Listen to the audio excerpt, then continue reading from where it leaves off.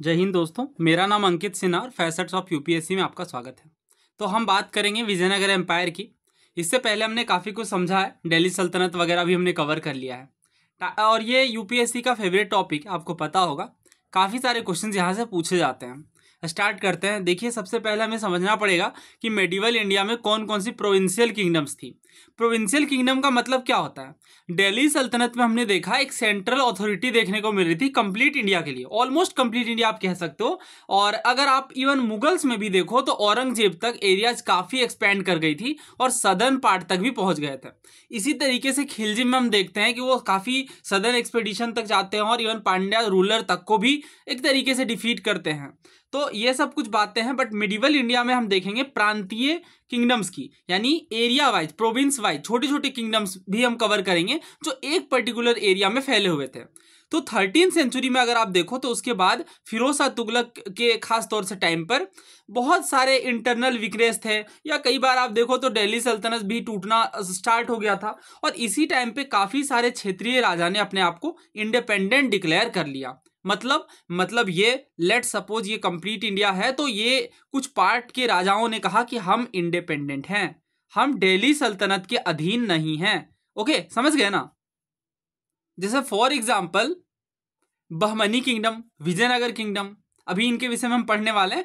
तो ये भी अपने आप में कंप्लीट अपने आप को इंडिपेंडेंट घोषित कर दिया इन्होंने।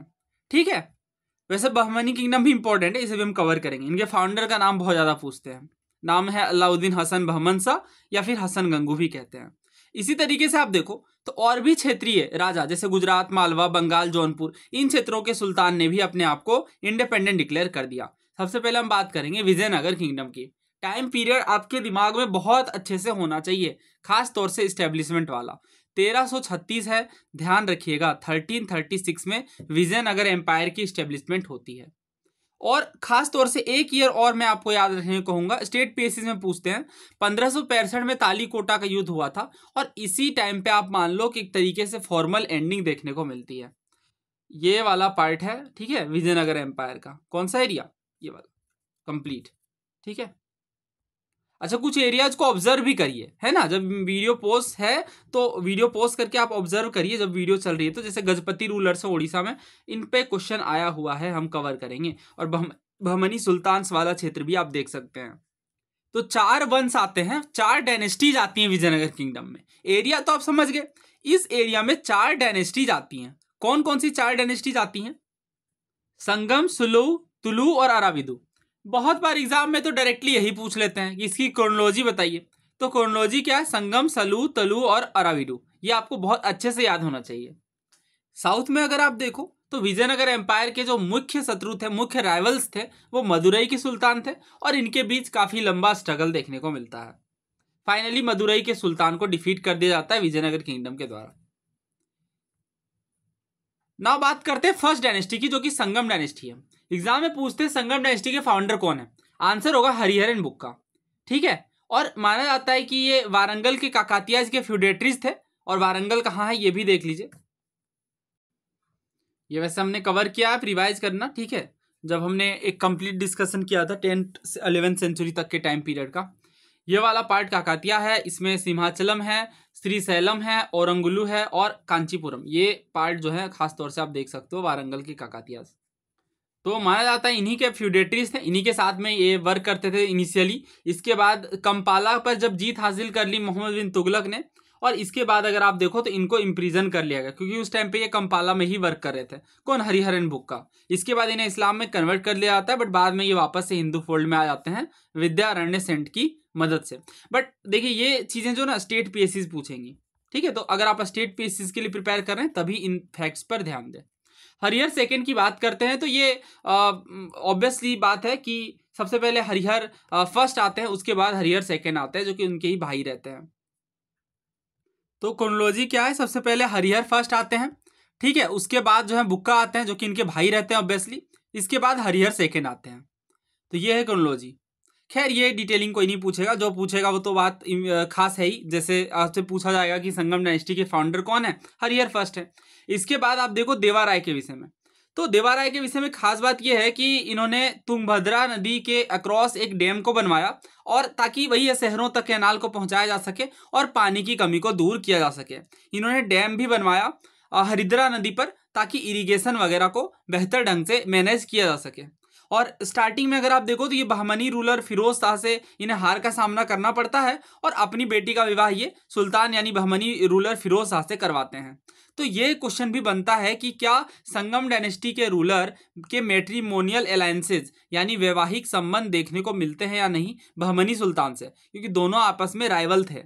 लेकिन इसका जवाब है हाँ, ऑब्वियस सी बात है, यहाँ पे हम देख सकते हैं साफ तौर से कि वैवाहिक संबंध भी है। और ये वाली बात तो सिविल सर्विसेज में डायरेक्ट पूछी गई है, और इसका रीजन वही है कि सिविल सर्विसेज इन चीज़ों पर भी फोकस करती है कि डेवलपमेंट किस तरीके का रहा। जैसे अगर आप देखो तो हरप्पन सिविलाइजेशन में धोलावीरा पर खास तौर से जोर दिया गया, ठीक है, वाटर इरिगेशन फैसिलिटी, इन चीज़ों को लेकर के। तो वैसी चीज़ें पूछी जाती हैं जिनमें खास डेवलपमेंट से जुड़ी घटनाएं हमें देखने को मिलती हैं। इनके टाइम पे कौन कौन आते हैं ट्रेवलर्स, तो ट्रेवलर्स पर हम स्पेसिफिक बात करेंगे, बट यहाँ भी कवर करेंगे। तो निकोलो कोंटी आते हैं इटली से, रसिया से आते हैं निकितीन, ये भी काफ़ी फेमस ट्रेवलर हैं। और इसके बाद हाँ, ये दोनों जो है इनके टाइम पर विजिट करते हैं, ठीक है।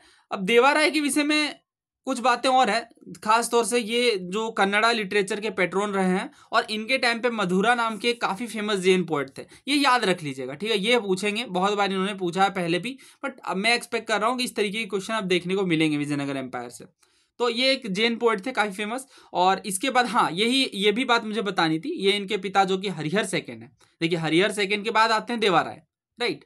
तो हरिहर सेकंड और देवाराय दोनों के दरबार में ही मधुरा वर्क कर रहे होते हैं, समझ गए ना। वैसे भी ये कई बार देखने को मिलता है कि कोई राजा है, उसके दरबार में कोई व्यक्ति काम कर रहा है, उसके बाद राजा का बेटा आएगा गद्दी पर, तो भी वही पर्सन काम करेगा जनरली, अगर वो जीवित है तो, ठीक है। ये रहती है स्टोरी हिस्ट्री में। अच्छा, अगर आप यहाँ पे देखो मधुरा के विषय में, तो इन्होंने धर्मनाथ पुराण लिखा है, ठीक है। 15 जैन तीर्थंकर के विषय में ये संबंधित है कन्नड़ा में। इसके अलावा गोमतेश्वर, श्रवण बेलगोला में जो गोमतेश्वर स्टेचू है, आपको पता होगा इसके विषय में, इन पर भी यूलोजी लिखी है। यूलोजी का मतलब होता है प्रशंसा, ठीक है, प्रशंसा पोयम, तारीफें। The noted Hazara Rama temple an excellent example of Deccan architecture was constructed during his rule. यानी हजारा रामा टेम्पल जो है ये देवाराय फर्स्ट के टाइम पर ही बनवाया गया है। इंपॉर्टेंट है, आर्ट एंड कल्चर के पर्सपेक्टिव से पहले भी पूछा गया है ना। बात करते हैं देवाराय सेकंड की, तो इन्होंने काफ़ी फेमस कन्नड़ा बुक्स को लिखा है, जिनमें शोभा गायन सोने और अमरूक ये सब हैं। इसके बाद संस्कृत में अगर आप देखो तो महानाटक सुधानिधि हैं, तो महानाटक सुधानिधि पर भी क्वेश्चन बन सकता है, क्योंकि कृष्णदेव राय की किताबों पर तो बहुत बार पूछा गया है, तो मैं भी यहाँ से भी क्वेश्चन निकले, ठीक है। तो इस तरीके से हमें थोड़ा पढ़ना पड़ेगा, इनको स्पेसिफिकली नोट कर लीजिए, क्योंकि लिटरेचर जहाँ दिखे वहाँ नहीं छोड़ना हमें। हर साल क्वेश्चन आता है हर एग्जाम में, इस वजह से मैं कह रहा हूँ। इसके बाद अगर आप देखो तो कुछ कन्नड़ा पोएट्स इनके दरबार में थे, जिनका नाम था कुमार व्यास और चमरस। इस टॉपिक को हम डिटेल में कवर करेंगे, काफ़ी ज़्यादा फैक्ट्स हैं आई नो, बट इसे आप 3-4 बार रिवाइज कर लेना, काफ़ी अच्छा कॉस्ट बेनिफिट रेशियो है, और ये चीज़ अभी आपको एंड में समझ आ जाएगी। संस्कृत पोएट इनके नाम पे थे, डिमडिमा नाम से, और इसके अलावा कवि सार्वभौम नाम के काफ़ी फेमस तेलुगु पोएट भी इनके दरबार में थे। इसके बाद इन्होंने गज बेडगर की टाइटल लिया था। गज का मतलब हाथी होता है, ठीक है, तो हाथी के हंटर को गज बेडकर कहते हैं, और देवाराय सेकंड ने इस उपाधि को लिया था।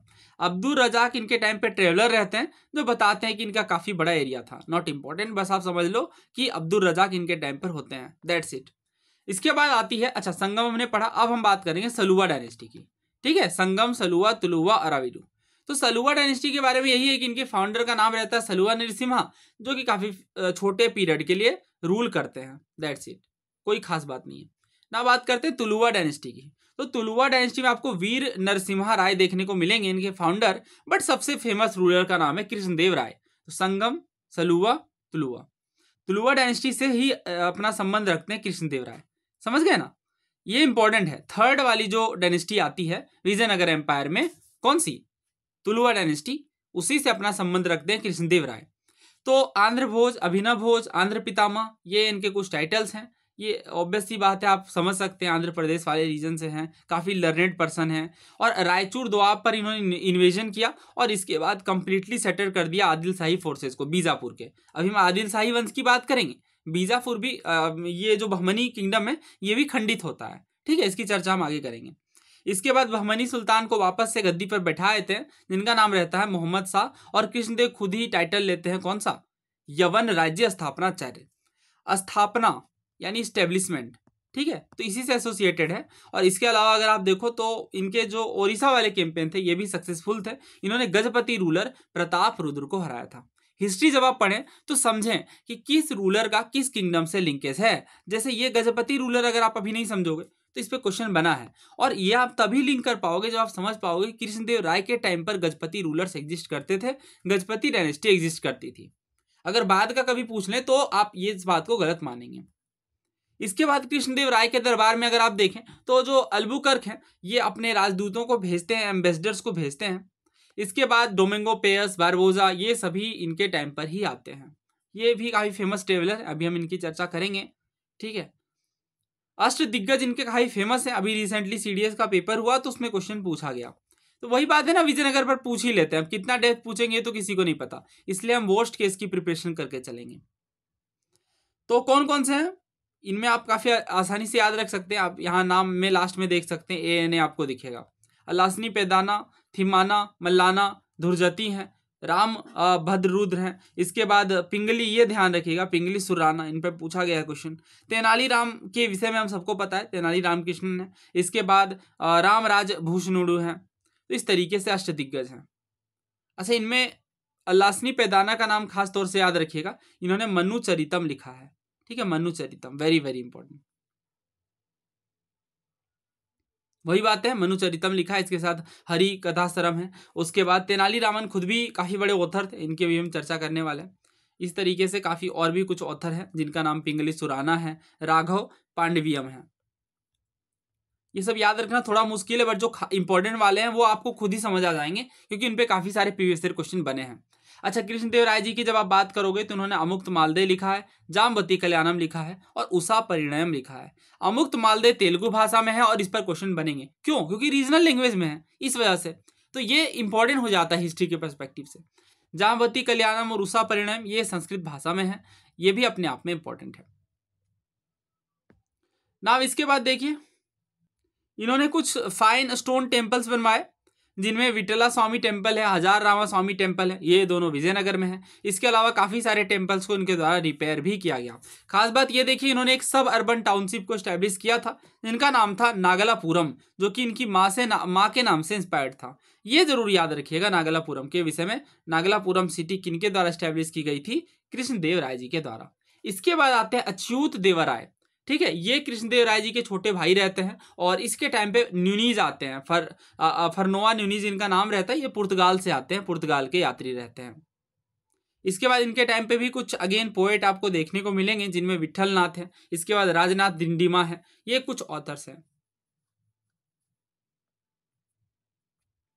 ना आगे देखिए, इसके बाद जो है सक्सेशन पर काफ़ी डिस्प्यूट आ जाता है, और इनके जो बेटे रहते हैं वेंकट फर्स्ट, और ये सक्सीड करते हैं, बट ये काफ़ी कमज़ोर रूलर रहते हैं, और इसके बाद इनकी हत्या हो जाती है कुछ महीनों के बाद। कृष्णदेव राय जी के जो बेटे रहते हैं, जिनका नाम रहता है सदाशिव राय, ये फाइनली जो है वो किंग बनते हैं। और ये एक तरीके से काफ़ी किड रहते हैं जब किंग बनते हैं, तो इस वजह से आराविडु अलिया रामा राय के रीजेंसी पर रहते हैं, ठीक है। और अलिया रामा राय कौन रहते हैं, ये सन इन लॉ रहते हैं कृष्णदेव राय के। तो अलिया का मतलब ही होता है सन इन लॉ, तो इस वजह से कन्नड़ा भाषा में इस वजह से जो है वह अलिया के नाम से इसे रेफर करते हैं। अलिया रामा राय का मतलब है सन इन लॉ ऑफ कृष्णदेव राय। तो ये कुछ बातें हैं, थोड़ा ध्यान रखिएगा रामा राय जी के विषय में, दैट्स इट। इसमें कुछ खास पढ़ना नहीं, मैं बता रहा हूँ क्वेश्चन कैसे बनेगा अभी एट द एंड। बस यही पूछेंगे लास्ट रूलर कौन थे, ठीक है, लास्ट रूलर कौन थे, यही बस पूछेंगे आपसे। वो डिस्प्यूटेड है ना, इस वजह से। सदाशिव राय की बात करते हैं, लास्ट रूलर थे तुलुवा डायनेस्टी के, तो संगम, सलुवा, तुलुवा। तो तुलुवा के आखिरी राजा थे कौन, सदाशिव राय।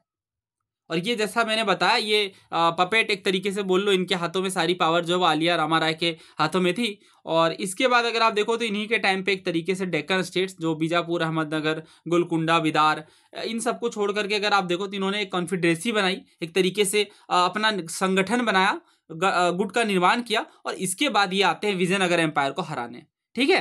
तो अगर हम मैप से इसे कवर करें, हाँ ये देखिए, तो विजयनगर कहाँ है, यहाँ पे, एक सेकेंड कलर चेंज कर लूँ, कौन सा कर लूँ, ग्रीन कर लेता हूँ। हाँ, इसके बाद देखिए ये बीजापुर है, ये अहमदनगर है, ये गोलकुंडा है और यहीं पे बीच में बिदार देखने को मिलेगा। तो ये चारों कॉन्फिडरेसी क्रिएट करते हैं और पहुंच जाते हैं विजयनगर एम्पायर के पास। और ऑब्वियस सी बात है, इस तरीके से जो है विजयनगर एम्पायर को हार का सामना करना पड़ता है। और उस टाइम पे जो रूलर रहते हैं विजयनगर एम्पायर के, उनका नाम रहता है रामाराय। ठीक है, तो इस बैटल को क्या कहते हैं, तालीकोटा, तालीकोटा का युद्ध। ठीक है, तालीकोटा का युद्ध। इसी का दूसरा नाम है राक्षस टांगड़ी। ठीक है, राक्षस टांगड़ी, दो नाम हैं, दोनों बहुत पूछते हैं। तालीकोटा का युद्ध या राक्षस टांगड़ी का युद्ध कब हुआ, 1565 में। तो किसकी हार हुई, विजयनगर एम्पायर की, किसकी जीत हुई, तो ये डेक्कन स्टेट्स की अपनी कॉन्फिडरेसी है। अच्छा, विजयनगर एम्पायर के लास्ट रूलर क्या रामाराय थे, नहीं, श्रीरंग थर्ड थे। ना बात करते हैं विजयनगर एम्पायर के एडमिनिस्ट्रेशन की, किस तरीके से राजपाट चल रहा था। तो एक प्रॉपर एडमिनिस्ट्रेशन देखने को मिलता है। ऑब्वियस सी बात है, राजा के पास सबसे ज़्यादा एब्सोल्यूट पावर होगी हर मामले में। ठीक है, हाईएस्ट कोर्ट ऑफ अपील रहेंगे, मतलब उनसे ऊपर कुछ नहीं है, जो वो कहेंगे वही बात है। अमर नायका सिस्टम ये बहुत खास है और बहुत क्वेश्चन यहाँ से पूछे गए हैं, तो इसे हमें ध्यान से समझना है। देखिए क्या कहा जा रहा है, top grade officer of the army were known as nayak और पलाईगार्स और पोलीगार। मतलब जो आर्मी के अंदर हेड ऑफिसर रहते थे, मेन ऑफिसर रहते थे, उन्हें कहा जाता था नायक। क्या कहा जाता था, नायक। ये जो ऑफिसर होते हैं ये लैंड को ग्रांट करते थे, और सॉरी, इन्हें लैंड ग्रांट किया जाता था। देखिए, अगर कोई राजा है, अगर उसके पास सोल्जर हैं, तो वो या तो केस में देगा। आपको ध्यान होगा दिल्ली सल्तनत में सबसे पहले सोल्जर्स को केस में देने वाले रूलर कौन थे, रिवीजन करना है, ठीक है, अलाउद्दीन खिलजी। तो खिलजी ने इस तरीके से जो है वो कैश में स्टार्ट करा। बट बहुत सारे रूलर्स, इवन आप गुप्ता एम्पायर में भी देखते हैं, फ्यूडलिज्म का मेन रीजन ही वही था कि राजा कैश में पेमेंट करने की बजाय जमीन डोनेट कर रहे थे, जमीन दे रहे थे सर्विस के बदले। यही चीज यहाँ देखते हैं अमर नायका सिस्टम के तहत कि क्या होता है कि उन्हें लैंड दिया जा रहा है, किन्हें, ऑफिसर्स को। कौन ऑफिसर को, मिलिट्री ऑफिसर को, जो विजयनगर एम्पायर के रूलर के अंडर वर्क कर रहे हैं। ठीक है, इनके सर्विस के बदले। और जो सोल्जर्स होते हैं, देखिए ऑफिसर को तो जमीन दी जा रही है, बट जो सोल्जर्स हैं उन्हें जनरली कैश में दिया जा रहा है। तो ये मेजर डिफरेंस है। तो जो नायकाज हैं, यानी जो ऑफिसर्स हैं, मिलिट्री ऑफिसर्स हैं, इनका क्या काम है कि वो जो एरिया मिला है, एरिया को अमरम कहते हैं। अमरम, यहीं से तो अमर वर्ड आया, अमर नायका। अमर का मतलब क्या हो रहा है, अमर का मतलब है लैंड। एक सेकेंड, अमर का मतलब क्या है, लैंड। और नायक का मतलब क्या है, नायक का मतलब ऑफिसर्स। तो वैसे ऑफिसर जिन्हें लैंड ग्रांट दिया जा रहा है, उस सिस्टम को कहते हैं अमर नायका सिस्टम। ठीक है, आसान है ना। अच्छा, अब ये देखिए, इनको क्या, ये जो जमीन इन्हें मिली है, क्या इन एरियाज में ये टैक्स वगैरह कलेक्ट कर सकते हैं या नहीं। तो इसका आंसर है जी हाँ।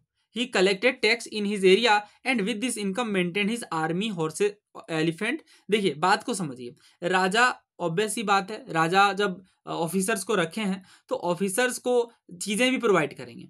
बट यहाँ ऐसा नहीं देखने को मिलता है। अमर नायका सिस्टम में क्या होता है कि राजा ने ऑफिसर्स को कह दिया कि ये जमीन आपकी। अब जमीन से जो भी आपको निकल कर के आ रहा है, उससे आपको सारी आर्मी की चीज़ें मेंटेन करनी है। अगर स्टेटमेंट बना कि राजा सारी चीज़ें प्रोवाइड करते हैं मिलिट्री ऑफिसर को, क्या होगा, गलत होगा। समझ गया ना, आसान है ये। तो वही चीज़ है अमर नायका के अंदर कि आर्मी, हॉर्सेज, इन सब चीज़ों को मेंटेन करने की जवाबदेही किनकी है, तो इन सब चीज़ों को मेंटेन करने की जवाबदेही नायका की है। नायका इसके अलावा फोर्ट्स के भी कमांडर है, यानी जो किलेबंदी हैं उनको भी एक तरीके से हेड ऑफिसर्स के रूप में वहाँ भी वर्क कर रहे हैं। कुछ रेवेन्यू जो है अपनी कमाई का टेम्पल्स वगैरह में, इरिगेशन वर्क में, इन चीज़ों में लगा रहे हैं। और अमर नायका जो है, यानी जो ऑफिसर्स हैं, वो खुद भी दरबार में पहुंचते हैं और राजा को गिफ्ट वगैरह देते हैं ताकि उनकी लॉयलिटी बनी रहे। ऑब्वियस सी बात है कि राजा जो है वो सारी चीज़ें, ज़मीन वगैरह प्रोवाइड कर रहे हैं ऑफिसर्स को, तो ऑफिसर्स भी उनके प्रति अपनी लॉयलिटी रखेंगे। हालांकि अगर आप देखो तो ये जो सिस्टम था, इससे, एक सेकेंड, ये जो सिस्टम था इससे काफ़ी पावर मिली किन्हें, काफ़ी पावर मिली किन्हें, नायकाज को। और इवन हम देखते हैं कई बार कि कुछ नायका जो विजयनगर एम्पायर की ही अथॉरिटी को चैलेंज कर देते हैं और अपने एक तरीके से अपने खुद के किंगडम को स्टेब्लिश कर सकते हैं। तो जब तालीकोटा का युद्ध होता है 1565 में, जिसे हम राक्षस टांगड़ी का युद्ध कहते हैं या बनीहट्टी का युद्ध, तो उसमें हम देखते हैं साफ तौर से कि जो नायकाज हैं, जिन्हें ज़मीनें मिली हैं, जिन्होंने एरियाज ऑक्यूपाई किया है, वो भी एक तरीके से विजयनगर एम्पायर के डिसइंटीग्रेशन में, यानी विजयनगर एम्पायर को ख़त्म करने में अपना अहम योगदान निभाते हैं, क्योंकि वो पावरफुल हो गए हैं, तो वो मिल जा रहे हैं अदर पार्टीज़ के साथ। इसके बाद, अच्छा, ये सब हमने कवर कर लिया। हाँ, ये भी देखिए सोसाइटी कैसी थी। सोसाइटी में अगर आप देखो तो मनुचरितम के जो ऑथर हैं अल्लासनी पैदाना, उनका कहना है भाई 4 कास्ट एग्जिस्ट कर रही हैं। तो अगर पूछे, जैसे इन्होंने पूछा था, आपको ध्यान होगा किसके विषय में, संगम एरा, ठीक है, संगम पीरियड जो हमने काफी पुराना टाइम पीरियड पढ़ा था, उसमें इन्होंने संगम डायनेस्टी की बात नहीं कर रहे, संगम पीरियड की बात कर रहे हैं। उसमें हमने देखा था कि कास्ट सिस्टम एग्जिस्ट करता था या नहीं, इस पे सिविल सर्विस में क्वेश्चन पूछा गया है, तो करता था, ठीक है। वैसे भी कास्ट सिस्टम एग्जिस्ट करता है, यानी ये बता पाना एक तरीके से, मतलब ये कह पाना कि कास्ट सिस्टम एग्जिस्ट नहीं करता वो ज्यादा मुश्किल है, रादर देन ये कहने की कास्ट सिस्टम एग्जिस्ट करता था। क्या जो भी हो रीजन, हमें पता है कि पेदाना ने मनुचरितम में बताया है कि ब्राह्मण, क्षत्रिय, वैश्य और शूद्र, इन 4 कास्ट का एग्जिस्टेंस है विजयनगर सोसाइटी में। तो अगर आपसे पूछे कि विजयनगर सोसाइटी कास्ट रिडल से ऊपर थी, तो आंसर क्या हो जाएगा, नो। निकोलो कॉन्टी ने स्लेवरी की भी बात करी है, यानी स्लेवरी भी एग्जिस्ट करती थी। बारबोजा जो है वो भी एक ट्रेवलर थे, उन्होंने कहा कि जो राजा है वो रिलीजियस मामलों में काफी टॉलरेंट है, यानी धार्मिक सहिष्णु है, सभी धर्मों का सम्मान करते हैं। इसके बाद देखिए जो विमेन की जो पोजीशन है वो बहुत ज्यादा इंप्रूव नहीं देखने को मिल रही थी, और हालांकि कुछ लर्नेड विमेन थी, कुछ जो है वो काफी ज्ञानी महिलाएं थी, और ऑथर्स भी रही हैं इनमें से कुछ, ठीक है। मोस्ट इंपोर्टेंट टेम्पल्स देखो विजयनगर एम्पायर के, तो ये हम्पी रूइंस है, और ये सब चीजें भी हम कवर करने वाले हैं थीम्स एनसीईआरटी से भी। देखिए सारी चैप्टर्स हमारे लिए इक्वली इंपॉर्टेंट नहीं है, बट कुछ चैप्टर काफी इंपॉर्टेंट है। तो इनमें विजयनगर है जिसमें हम कोई हिस्सा छोड़ने वाले नहीं है, तो हम क्विकली इसे थीम्स एनसीईआरटी से कवर करेंगे, बहुत ही क्विकली, क्योंकि सारी चीज हमने पढ़ ली है, तो बहुत कम एक्स्ट्रा इन्फो मिलेंगे। विजयनगर, विजय मतलब क्या होता है, जीत, तो ये जो नगर है ये जीत का नगर है। एम्पायर के फाउंडर कौन है, तो ये आपको अच्छे से पता है, ठीक है, हरिहर फर्स्ट, या कई बार हरिहर बुक्का भी कहते हैं लोग, क्योंकि दोनों भाई थे और साथ में इन्होंने मिलकर के इस्टेब्लिश करा था। इसके बाद 1565 में एक तरीके से जो है सेक्ट यानी बर्बाद हो जाता है, और एट द एंड डेजर्ट हो जाता है। डेजर्ट का मतलब शहर पूरा खाली हो जाता है, त्याग कर दिया जाता है। कौन सा एरिया है, कृष्णा तुंगभद्रा दोआब वाला रीजन है, क्योंकि हमें पता है कृष्णा और तुंगभद्रा नदियां जो है वो इन्हीं क्षेत्रों में बहती हैं, तो इनके बीच वाला क्षेत्र है। They remembered it as Hampi, a name derived from that of the local mother goddess पंपा देवी। तो पंपा देवी एक मदर गॉडेस है, ठीक है, और एक तरीके से डिवाइन फिगर है, और उन्हीं के नाम पर जो है वो हम्पी को एस्टेब्लिश किया गया। समझ गया ना, हम्पी का नाम किस तरीके से डिराइव हुआ है, पंपा देवी से। ऐसा अभी तो आप समझो या ना समझो, अभी जब क्वेश्चन करोगे तो खुद ही समझ जाओगे सारी चीजें। हम्पी के डिस्कवरी की बात करते हैं, हम्पी कैसे डिस्कवर हुआ एट द एंड, आखिर ये र्यूंड शहर था। तो इसकी जो डिस्कवरी है ये 1800 में कर्नल कॉलिन मैकेंजी ने करी, वेरी वेरी इंपॉर्टेंट, ठीक है। और ये ईस्ट इंडिया कंपनी के एक एम्प्लॉय थे, और इनकी खास बात यही है कि इन्होंने आर्कियोलॉजी में अपना काफी योगदान निभाया था। तो इस क्षेत्र में जो है वो सबसे पहले मैपिंग का काम इन्होंने ही किया था, यानी मैप बनाना पूरी हम्पी की लोकेशन की और बाकी सारी चीजें, ठीक है। तो ये किन्होंने किया, मैकेंजी ने। ये बहुत बार पूछा गया है सीडीएस एनडीए में, ठीक है, तो ये थोड़ा ध्यान रखिएगा, फैक्चुअल चीजें हैं। इसके बाद अगर आप देखो तो फोटोग्राफर ने इन सारी चीज़ों को रिकॉर्ड करना शुरू करा, नॉट इंपॉर्टेंट, बहुत ही बेसिक बातें हैं। अच्छा, मैकेंजी के बारे में थोड़ा बताया गया, बट हमें एक ही बात समझनी है, और वो ये कि इन्होंने हम्पी के रूइंस को प्रकाश में लाया, ठीक है। उसके बाद राय, नायका और सुल्तान की बात करते हैं। तो देखिए हरिहर और बुक्का दो भाई थे, हमें पता है इन्होंने 1336 में विजयनगर एम्पायर की स्टेब्लिशमेंट करी, तो इसमें हम समझते हैं कि किस तरीके से इनकी पावर डिस्ट्रीब्यूटेड थी। बट इससे पहले एक बात आपको समझनी है कि विजयनगर एम्पायर के जो हिस्टोरियंस हैं वो विजयनगर एम्पायर कहते हैं, बट ये जो कंटेम्पररीज हैं, यानी उस टाइम पे जो अन्य डायनेस्टीज थे, वो विजयनगर एम्पायर को कर्नाटक साम्राज्यमु कहते हैं, ठीक है। कर्नाटक साम्राज्यम, साम्राज्य मतलब समझते हैं ना, साम्राज्य का मतलब होता है एक तरीके से आप कह लो रूलिंग अथॉरिटी, ठीक है। तो कर्नाटक साम्राज्यम कहते हैं, ये पूछा गया था रिसेंटली सीजीएल में और कई सारे एग्जाम्स में, ठीक है, तो थोड़ा ध्यान रखिएगा। इसके बाद देखिए गजपति की बात करते हैं। गज का मतलब हाथी, पति का मतलब होता है यहाँ पे फिलहाल लॉर्ड, ठीक है, लॉर्ड ऑफ एलिफेंट्स। और ये एक तरीके से जो गजपति रूलर्स हैं ये रूलिंग लेनियज है, यानी डायनेस्टी है, कहाँ की, ओडिशा की, 15th सेंचुरी की डायनेस्टी है, काफी पावरफुल डायनेस्टी थी, इनमें काफी माइटी रूलर्स थे। तो विजयनगर एम्पायर के ट्रेडिशन के अकॉर्डिंग अगर आप देखो तो डेक्कन सुल्तान्स को अशोपति कहा जाता है, और राय कहा जाता है, राय आर कॉल्ड नरपति और लॉर्ड ऑफ मैन, यानी अशोपति मतलब घोड़े के मालिक, और राय यानी नरपति यानी लोगों के मालिक, लोगों के लॉर्ड।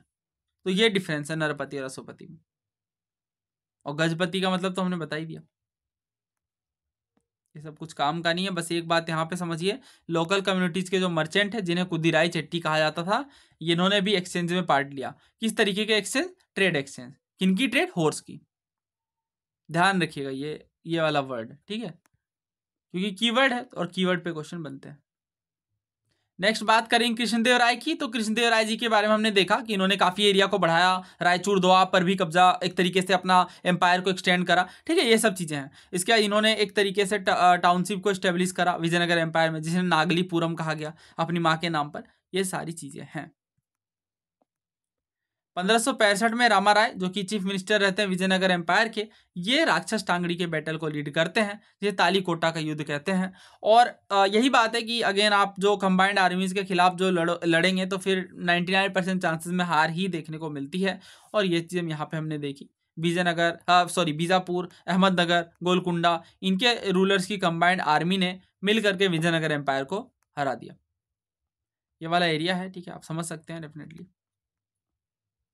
अच्छा, एक वर्ड है यवन, ये पूछा गया था बहुत पहले सिविल सर्विस में, आपने पढ़ा होगा। यवन प्रिय किन्हें कहते हैं? ये थोड़ा टर्म है। यवन एक संस्कृत भाषा का वर्ड है जो कि ग्रीक्स के लिए यूज करते हैं। तो ग्रीक्स को जो प्रिय था उसे कहते हैं यवन प्रिय। रायाज और नायकाज की बात करते हैं तो देखिए खास बात क्या है, जैसे कि मैंने बताया था कि जो चीफ होते हैं उन्हें कहा जाता था नायकाज। अमर नायका सिस्टम क्या था? अमरम का मतलब क्या था? लैंड। तो लैंड के जो हेड हैं इन्हें अमर नायकाज कहा जा रहा है। और ये बेसिकली इक्ता सिस्टम से डिराइव था। इक्ता सिस्टम की चर्चा हम करेंगे जब मुगल्स की बात करेंगे, क्योंकि इक्ता और कई सारी चीज़ें हमें एसोसिएट करके पढ़नी है। तो बहुत सिंपल है, वैसे मैंने ब्रीफ में बताया भी था कि एरिया जब डिवाइड कर देते हैं वो इक्ता सिस्टम का पार्ट बन जाता है, यानी लैंड डोनेशन वाली बात है। इसके बाद अमर नायकाज की बात अगर देखो तो ये मिलिट्री कमांडर है, ठीक है, और इन्हें टेरिटरीज जो दी गई हैं राय के द्वारा गवर्न करने के लिए। Very very important keyword, govern. मतलब ये कि जो एरिया राजा ने दी है किन्हें? अमर नायकाज को, वो एरिया में वो रूलिंग कर सकते हैं, यानी टैक्सेस ले सकते हैं। इससे क्या हुआ? इससे ये साबित होता है राजा ने अपनी ऑथोरिटी डिस्ट्रीब्यूट कर दी, क्योंकि राजा के पास अगर सारी पावर कंसंट्रेटेड है that means Raja all powerful है। बट अगर वो अपने लैंड में से कुछ हिस्से को एक तरीके से डोनेशन या जो भी रीजन रहा हो, भले ही सर्विस के बदले रहा हो, और उन्हें एक तरीके से सारे टैक्सेस वगैरह कलेक्ट करने के लिए दे दिया गया, तो कहीं ना कहीं राजा की ऑथोरिटी के विषय में हम समझ सकते हैं यहाँ से।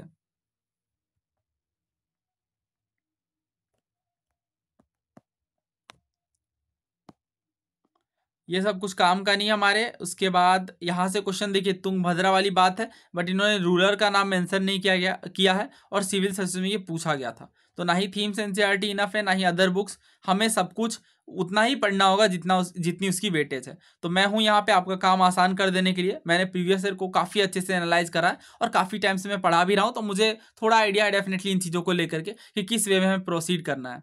तो अब आगे हम बात करते हैं महानवमी डिब्बा की। तो महानवमी डिब्बा क्या है? देखिए, जो राजा का महल है ना, ये सबसे बड़ा एनक्लोजर होता था एक तरीके से, और ये रॉयल रेजिडेंस का प्रतीक था, यानी राजा का निवास था। और इनमें ऑडियंस हॉल होते थे। ऑडियंस हॉल का मतलब जहां जहां जनता बैठ पाएगी, और इसी तरीके से महानवमी डिब्बा भी होता था। एक इसमें और बात ध्यान रखिएगा, देखिए कुछ ट्रेडिशंस बताते हैं कि इस तरीके से जो है कैपिटल को एस्टेब्लिश किया गया होगा। तो इनमें बताते हैं कि पंपा देवी, जो कि लोकल मदर गॉडेस थी, जिनकी चर्चा हमने करी, इसी वर्ड से डिराइव होकर के हम्पी वर्ड बना है। इन्होंने कठोर तपस्या करी, पीनेंस का मतलब तपस्या होता है, और हिल्स में, और इसके ताकि ये वीरूपाक्ष से मैरी कर सकें। और ये गार्जियन डाइटी हैं, और इन्हें शिवा के फॉर्म के रूप में रिकॉग्नाइज किया गया है। रिसेंटली हरियाणा पीएससी में बहुत बार पूछा गया ये क्वेश्चन। आइए कुछ क्वेश्चन पहले करते हैं ताकि और क्लैरिटी मिले हमें। तो ये क्वेश्चन रिसेंटली जियो साइंटिस्ट के पेपर में पूछा गया यूपीएससी के द्वारा। तो इसमें 3 स्टेटमेंट थे, और इनमें अगर आप देखो तो कॉलिन मैकेंजी के बारे में पूछा जा रहा है। ये फर्स्ट सर्वेयर जनरल थे जिन्होंने विजयनगर को विजिट करा। दूसरा कह रहे हैं जॉन मार्सन पहले थे जिन्होंने फोटोग्राफी ली इस जगह की। तीसरा कह रहे हैं जेम्स बुर्गेस फर्स्ट थे जिन्होंने कंजर्वेशन यानी संरक्षण की बात करी हम्पी की। तो थीम्स एनसीईआरटी के एंड में जो है वो बॉक्सेस रहते हैं जो कि काफ़ी इंपॉर्टेंट रहते हैं। तो 1800 में जो है वो कॉलिन मैकेंजी विजिट करते हैं विजयनगर को। ये बात बिल्कुल सही है, सर्वेयर जनरल रहते हैं तो ऑब्वियसली विजिट करेंगे। 1856 में हम देखते हैं कि एलेक्जेंडर ग्रीन लॉ ने फोटोग्राफी करी, ठीक है, आर्कियोलॉजिकल रिमेन्स की हम्पी में। क्या नाम है? Green law. इसके बाद फ्लीट है, JF फ्लीट, जिन्होंने एक तरीके से जो साइट में टेम्पल वॉल्स हैं इन्हें डॉक्यूमेंट करने का काम किया, इनके इंस्क्रिप्शन को। और उसके बाद अगर आप देखो तो कंजर्वेशन की शुरुआत जो जॉन मार्शल के द्वारा होती है, ठीक है। और हम्पी को at the end world heritage का दर्जा मिलता है 1986 में। तो ग्रीन लॉ ने फोटो लिया है, ठीक है, और मार्शल जो है इन्होंने कंजर्वेशन को स्टार्ट करा है। तो दूसरा तीसरा गलत है, पहला बिल्कुल सही है, आंसर हो जाएगा ए। नेक्स्ट देखिए, पूछ रहे हैं विजयनगर और बहमनी किंगडम के विषय में। रिसेंटली ये जम्मू कश्मीर PSC में पूछा गया है। जो रूलर है विजयनगर एम्पायर के और बहमनी सुल्तान के, इनके मैट्रिमोनियल अलायंसेस थे। तो आपको क्या ये ध्यान है?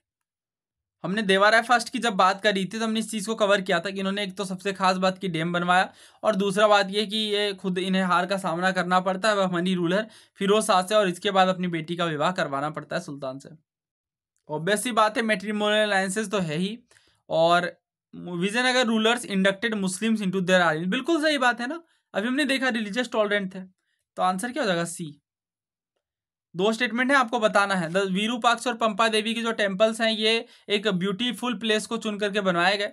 दूसरा कहा जा रहा है विजयनगर रूलर्स ने अर्लियर ट्रेडिशन को अडॉप्ट किया, इनोवेट किया। जनरल स्टेटमेंट्स है ना, इसमें कुछ खास सोचने जैसा नहीं है। तो बेस्ट सी बातें हैं कि दोनों बातें यहाँ पे सही हैं, क्योंकि हर डायनेस्टी अपने आप में कहीं ना कहीं पिछली डायनेस्टीज की तर्ज पर चलती है। ये क्वेश्चन देखिए, वही बात है, तुंगभद्रा रिवर पर डैम बनवाया किन्होंने? देवाराय ने, मल्लिकार्जुन ने, वीर विजय या विरूपाक्ष। अच्छा, अगर आप ये भी सोचो ना कि बाकी के जो रूलर्स हैं वो उतने फेमस भी नहीं है, उनकी उतनी सिग्निफिकेंस नहीं देखने को मिलती है, ठीक है, जितनी देवाराय की। तो आंसर क्या ऑप्शन है? ये इन्होंने पूछा हरिहर और बुक्का के द्वारा किस एम्पायर को फाउंड किया गया। इस पर टाइम वेस्ट करने का नीड नहीं है, तो हम पढ़ ही रहे हैं विजयनगर एम्पायर के विषय में। गुलबर्गा और विजयनगर एम्पायर के बीच कौन सी नदी देखने को मिलती है? कौन सी? कृष्णा और तुंगभद्रा। अभी हमने पढ़ा ना थीम्स एनसीईआरटी के स्टार्टिंग में। किन्होंने सबअर्बन टाउन नगलापुरम की स्थापना करी? कुछ बताने की नीड है क्या? Option A Krishnadevaraya. सारी चीजें लाइन बाय लाइन यहीं से देखने को मिलती। नेक्स्ट क्वेश्चन कह रहे हैं कि विजयनगर के र्यून्स को प्रकाश में लाने का काम किन्होंने किया? देख लीजिए कितनी बार पूछा गया है, ठीक है। Colin Mackenzie. Among the following laid the foundation of Vijayanagar empire. वैसे ये क्वेश्चन जो है ना, एक तरीके से इस तरीके का सिविल सर्विस में काफी पहले पूछा गया था। पता है उसमें ऑप्शन सिर्फ हरिहर थे और इस तरीके से बुक्का थे। तो सबसे पहले हरिहर आते हैं, ठीक है, हरिहर फर्स्ट आते हैं। कोंटी, अब्दुल रजाक, निकितीन और न्यूनीस, ये सब किनके दरबार में पहुंचते हैं? ठीक है, वैसे कंफ्यूजन का कोई स्कोप है ही नहीं, हम तो पढ़ ही रहे विजयनगर एम्पायर को। नेक्स्ट क्वेश्चन देखिए, कह रहे हैं कि अच्छा स्टेटमेंट्स दिए गए हैं। पहला कह रहे हैं डच ने अपनी फैक्ट्रीज को स्टैब्लिश करा ईस्टर्न कोस्ट में, और ये गजपति रूलर्स के द्वारा इन्हें लैंड ग्रांट दिए गए थे। अब डच के बारे में आपको पता होगा, लगभग जो है वो 1600 के बाद ही आते हैं, if I am not wrong. तो ये 1605 में लगती है, और ये जगह रहती है, कौन सी जगह रहती है? मसूलीपट्टनम, राइट। तो ये जो अगर आप ध्यान से देखो तो गजपति रूलर्स को डच से एसोसिएट कर दिया, जबकि टाइम पीरियड बहुत ही अलग है। गजपति रूलर्स के बारे में हमने पढ़ा, ये टाइमलाइन है एनसीईआरटी की। दिल्ली सल्तनत की स्टेब्लिशमेंट 1206, विजयनगर एम्पायर 1336, इसके बाद बहमनी किंगडम आती है 1347 में, एग्जिस्ट हो ही आती है 1347 से ही। इसके बाद गजपति रूलर्स 1435, बट जो डच की फैक्ट्री वो तो 1602 की है, बहुत टाइम गैप है। तो पहला तो होने से रहा, पहला को उड़ा दीजिए, आंसर ऑप्शन से हटा दीजिए, तो ऑब्वियस सी बात है आपको आंसर देखने को मिल जाएगा। दोनों सही है। अल्बुकर्क ने गोवा को, अच्छा ये भी प्रीवियस ईयर क्वेश्चन है, आई थिंक 1510 में जो है वो अल्बुकर्क ने कैप्चर कर लिया था बीजापुर सुल्तान से गोवा को। और तीसरा कह रहे हैं इंग्लिश ईस्ट इंडिया कंपनी ने मद्रास में फैक्ट्री को स्टैब्लिश किया था। तो बिल्कुल सही है ये आंसर, क्या है? बी। नेक्स्ट देखिए, अच्छा ये क्वेश्चन जो है हमने कवर करना था, आई थिंक हमने किया भी था, बट इसमें अगर आप तीसरा स्टेटमेंट देखो तो इन्होंने कहा है कि देवाराय सेकंड के ही राइन में वास्को डी गामा पहुंचता है। तो अब जो भी रहे, अगर हम इसे ऐसे सॉल्व करेंगे तो एलिमिनेशन से ये बन ही जा रहा था ना। जैसे इल्तुतमिश के टाइम पे हम देखते हैं चंगेज खान आता है ख्वारिज्म को, तो ये तो सही था। जैसे ये सही होता, ऑप्शन हमारे पास दो बचते हैं। मोहम्मद बिन तुगलक के टाइम पे हम देखते हैं कि तैमूर जो है मुल्तान को ऑक्यूपाई कर लेता है और इंडस को क्रॉस कर जाता है। क्या ये बात सही है? क्या ये बात सही है? बिल्कुल गलत है ना। वही तो हमने देखा था कि वो दिल्ली तक नहीं पहुंच पाता है। कौन? Taimur. Oh I am really sorry, Taimur तो पहुंच ही जाता है ना, क्यों नहीं पहुंचेगा? चंगेज खान नहीं पहुंच पाता है, ठीक है। चंगेज खान नहीं पहुंच पाता, और इसका रीजन रहता है कि इल्तुतमिश के दरबार में मकबरनी भागता हुआ आता है, तो उसे शरण नहीं देते। कौन? इल्तुतमिश। उसे पता रहता है अगर चंगेज खान आ गया तो काफी लॉसेस होंगे, तो इस कारण से चंगेज खान जो है दरबार में जगह नहीं देता और भारत को अटैक से बचा लेता है। ये था मेन प्रोविजन। बट तैमूर के टाइम पे अगर आप देखो तो आई थिंक तुगलक डायनेस्टी रहती है, और तुगलक डायनेस्टी का भी पता नहीं रहता है। 1398 में राजा का नाम रहता है नसीरुद्दीन मोहम्मद तुगलक, उसके टाइम पे ये अटैक करता है। मोहम्मद बिन तुगलक के टाइम पे नहीं करता है। अगर उस टाइम पे करता तो कोई बात ही नहीं रहती ना, काफी पावरफुल रूलर था, तो एटलीस्ट कुछ ना कुछ तो अच्छे से रिस्पॉन्ड करता। ठीक है, तैमूर के अटैक से। बट तैमूर के अटैक से बिल्कुल भी बच नहीं पाया उस टाइम, और सिचुएशन में आपको बता नहीं सकता किस तरीके की सिचुएशन थी। आप थोड़ा गूगल कर लेना कि क्या क्या चीजें देखने को मिली। बहुत ही भयावह दृष्टि थी, ठीक है, क्योंकि रूलर ही वीक था 1398 में। बट ऐसा अगर आप देखो तो ये आपके जो सबसे पहले अलाउद्दीन खिलजी है, इनके टाइम पे मंगोल्स अटैक करते हैं, बट वो पावरफुल रहते हैं तो उनसे जीत लेते हैं। इसी तरीके से अगर आप देखो तो इल्तुतमिश भी कुछ ना कुछ उपाय लगा करके बचा ही लेते हैं। तो इट ऑल डिपेंड्स कि रूलर किस तरीके के हैं। ठीक है, तो कौन सा गलत है? अच्छा, सेकेंड गलत है ना, आंसर क्या हो जाएगा? ए। आगे देखिए, इन्होंने कहा है जो पोर्टुगीज राइटर न्यूनीज, इन्होंने विजयनगर एम्पायर में वीमेन के विषय में बताया है। तो वीमेन किन कामों में एक्सपर्ट थी? रेसलिंग, एस्ट्रोलॉजी, अकाउंटिंग और सूद सेइंग। सूद सेइंग का मतलब आई थिंक भविष्यवाणी से एसोसिएटेड है। तो अगर आपसे इस तरीके का कोई भी क्वेश्चन पूछे जिसमें किसी पर्टिकुलर एक स्पेसिफिक फोकस दे करके पूछा जाए, तो उनके बारे में बताना मुश्किल होगा। ठीक है, तो डेफिनेटली हम चारों के साथ ही जाएंगे। आंसर क्या होगा? Option D. देखिए, मेरे लिए तो आसान है, इसके सोर्सेज को मैं बता दूं, बट उन बल्कि बुक्स को रेफर नहीं करना है, सिर्फ एक आध क्वेश्चन के लिए। टू ब्रदर्स हरिहर और बुक्का ने किसको स्टैब्लिश करा? विजयनगर एम्पायर के किंगडम को। आंसर क्या हो जाएगा? बी। अभी भी ऐसे क्वेश्चन पूछे जा रहे हैं, ये तो 50 बार पूछे गए हैं, बट ऑब्वियस ही बात है मैं सबका नाम नहीं लिख सकता। आप समझ सकते हैं स्टेट पीएससी में कई बार किस तरीके के क्वेश्चन पूछते हैं। विजयनगर के रिमेन्स को, अच्छा ये कहाँ पाएगा? ऑब्वियस ही बात है, हम हम्पी की बात कर रहे हैं। Which kingdom did the temple of हजार रामास्वामी? ठीक है, तो इस टेम्पल के विषय में अभी हमने पढ़ा, विजयनगर एम्पायर से संबंधित है, और ये सीडीएस का क्वेश्चन था। थोड़ा अच्छे से पढ़ते हैं। हजार रामास्वामी जो टेम्पल है, ये कर्नाटक में काफ़ी फेमस श्राइन है, और ये जो ब्यूटीफुल वर्शिप का प्लेस है, ये डेडिकेटेड है भगवान राम को, और ये हम्पी वाले सेंटर में है। ये है खासियत। इसके बाद 15वीं सेंचुरी में ये बनवाया गया विजयनगर के राजा देवराय सेकंड के द्वारा। नेक्स्ट क्वेश्चन देखिए, विजयनगर एम्पायर से संबंधित ये क्वेश्चन है। कह रहे हैं कि किंग ने क्लेम किया कि ये गॉड विरूपाक्ष के बिहाफ में रूल कर रहे हैं। दूसरा, इन्होंने कहा कि रूलर ने हिंदू सुरात्रान का टाइटल को लिया, जो इनके क्लोज लिंक्स को दिखाता है गॉड से।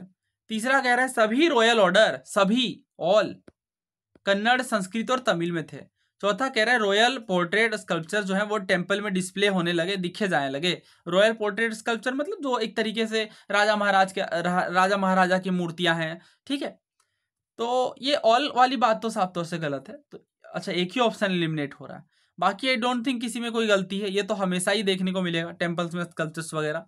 और ये किंग जो है वो गॉड विरूपाक्ष के बिहाफ में रूल कर रहे हैं, ये चीज़ भी हमने कवर करी थीम्स एनसीईआरटी में। ठीक है, तो आंसर जो है वो इसका, अच्छा ये भी आप देख लो, हिंदू सुरात्रान। तो एक इंस्क्रिप्शन है, उसमें बताया गया कि हरिहर सेकंड ने खुद को हिंदू सुरात्रान कहा है। ठीक है, हिंदू सुरात्रान मतलब कि गॉड के बिहाफ में, गॉड से एसोसिएट करके जब राजा अपने आप को दिखाते हैं तो हिंदू सुरात्रान होता है। आंसर इसका बिल्कुल डी सही है। Next question, main place for the wars between Vijayanagar and Bahmani. तो मेन कौन सा? ऑब्वियस सी बात है, रायचूर दोआब वाला क्षेत्र है। मैप से साफ तौर से हम इन चीज़ों को आसानी से समझ पाते हैं। डोमिंगो पेयस किस शहर को डिस्क्राइब करता है? विजयनगर एम्पायर में आया था, तो विजयनगर को ही डिस्क्राइब करेगा। सीडीएस का क्वेश्चन है, ट्रेवलर वाली वीडियो में दोबारा जरूर कवर करेंगे। अमर नायका की जो क्लास है विजयनगर में, ये किसे रेफर करती है? विलेज चीफ को, सीनियर सिविल सर्वेंट को, ट्रिब्यूटरी चीफ को, या मिलिट्री कमांडर को? देखिए, सीडीएस का क्वेश्चन, ये मेरे खुद के क्वेश्चन नहीं है, और आप कितनी इजीली सॉल्व कर पा रहे हैं। अभी हमने पूरा डेप्थ में समझा अमर नायकाज के विषय में। ये मिलिट्री कमांडर्स होते थे, इन्हें ज़मीनें दी जाती थी, और एक तरीके से इन ज़मीनों में ये लैंड वगैरह, टैक्स वगैरह कलेक्ट ईजिली कर पाते थे। अच्छा, ये क्वेश्चन आपके सारे डाउट्स क्लियर कर देगा। अमर नायकाज और military commander who were given territories to govern by the Raya. Raya मतलब राजा एक तरीके से। तो ऑब्वियस सी बात है, बिल्कुल सही है। अभी हमने ये पढ़ा, ये मिलिट्री कमांडर होते हैं जिन्हें टेरिटरीज दी जाती हैं। दूसरा कह रहा है in lieu of their service and also to maintain their contingents they paid in cash. बिल्कुल गलत बात है। हमने देखा केस में नहीं बल्कि लैंड इन्हें देते हैं और कॉन्टीजेंट इन्हें खुद से मेंटेन करना है। उस लैंड से ही जो है जो भी आपको फायदे होंगे लैंड से टैक्स के रूप में, उसी से मेंटेन करना है आर्मीज को, और खास तौर से दरबार में ही प्रेजेंट होना है ताकि राजा के प्रति लॉयलिटी को दिखा सकें। सेकंड गलत है, अगर आप सेकंड को हटाते हो तो आपका आंसर निकल करके आ जाएगा। इन्होंने ऑब्वियस सी बात है कंटिजेंट एलिफेंट, ये सब तो हमने पढ़ा ही, और ये ज़रूरी भी है एक तरीके से राजा को राजपाट चलाने के लिए आर्मी में खास तौर से। इसके बाद ये रॉयल कोर्ट में आते हैं ताकि अपनी लॉयलिटी को रिप्रेजेंट करें। साफ तौर से दिख रहा है थीम्स एनसीईआरटी से बनाया गया क्वेश्चन है। Name the platform use for ritual purpose. तो रिचुअल पर्पस के लिए किसे यूज किया जा रहा था? महानवमी डिब्बा को। सो महानवमी डिब्बा के बारे में हमने बात करी थी कि एक मैसिव प्लेटफॉर्म होता था जो कि बेस से करीब 11,000 स्क्वायर फीट ऊपर रहता था। ठीक है, ये इमेज देखिए, सब समझ आ जाएगा। ये है महानवमी डिब्बा। ठीक है, तो ऑडियंस हॉल के जैसा है। ठीक है, और ये जो किंग का पैलेस है ये सबसे बड़ा है अपने आप में। इसके बाद अगर आप देखो तो कुछ इंप्रेसिव प्लेटफॉर्म देखने को मिलते हैं जिनमें ऑडियंस हॉल है और दूसरा जो है वो महानवमी डिब्बा है। अच्छा, इनका क्या पर्पस रहा होगा? वैसी बात है, ये चीज़ें बनाई गई तो कुछ तो रीजन रहा होगा। तो रिचुअल्स क्या है इनसे एसोसिएटेड? महानवमी जो 9th डे होता है ना हिंदू फेस्टिवल का, खास तौर से सितंबर अक्टूबर के मंथ्स में अगर आप देखो तो महानवमी जब आती है हमारी, जिन्हें ऑब्वियस सी बात है हम सेलिब्रेट करते हैं जैसे दशहरा के रूप में, तो उस टाइम पे विजयनगर एम्पायर के जो रूलर्स हैं वो अपनी प्रेस्टीज पावर वगैरह को दिखाते हैं।